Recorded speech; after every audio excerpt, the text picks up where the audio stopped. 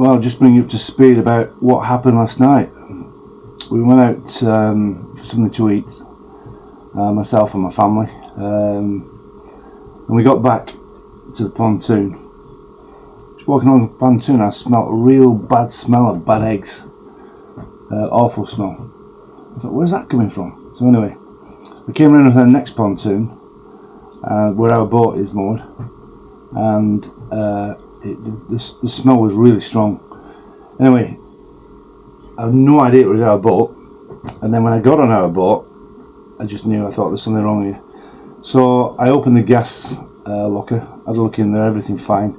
And my granddaughter, she's only 10, she says, "Grandad, it's the batteries." I thought, she looked it up on the internet in about 10 seconds, kids for you. So I went into the battery compartment, she's on the engine, I'll show you in a minute. And the batteries were just melting, they were almost on fire, there was steam coming off them, it was awful. The stink was horrendous. I reckon in another half an hour the boat would have gone up in flames.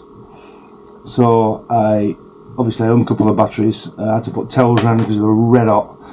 Got them off the boat, got them off the pontoon and let them cool down. And we had to open all the way. By the way, this was about, what time would it be? About 2 o'clock in the morning, 1:30, 2 o'clock.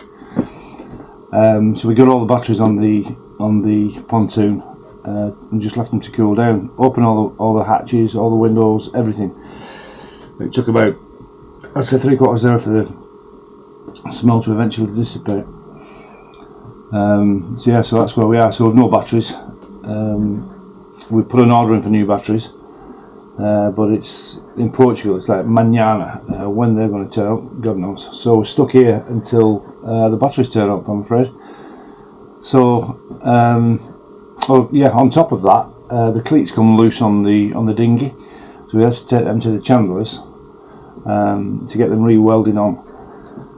So we've no boat, we've no tender, so we just can't go anywhere. So we're here until we get batteries. What I'll do now is I'll just show you the engine compartment where the batteries were stored. They're under the port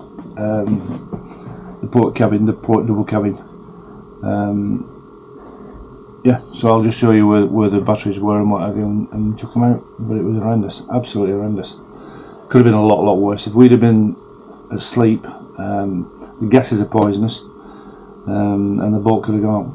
Yeah, don't worth bear and think about really, but there you go. So I'll just show the engine compartment.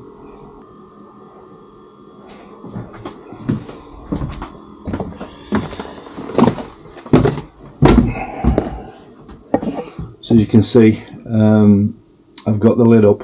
I've left that up just so it'd get rid of the stink. It smelled like bad eggs, it was horrible.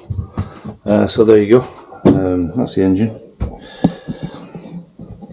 And that is where the batteries are. The mechanic has just coupled a couple of batteries up, just so we've got shore power. Now what was happening is apparently the charger was obviously charging the batteries. One plate went down in the battery, and the charger is then trying to compensate and putting more charge in the battery to try and get the battery back up to its full voltage.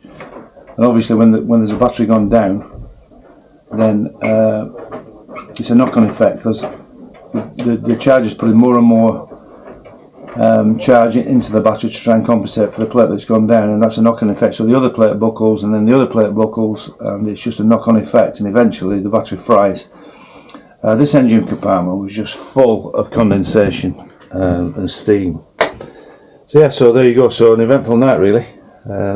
We'll keep you posted in what happens next.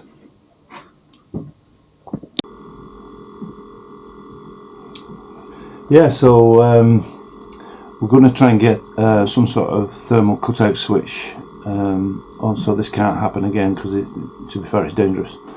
So the mechanic's looking into it and see where we go from there.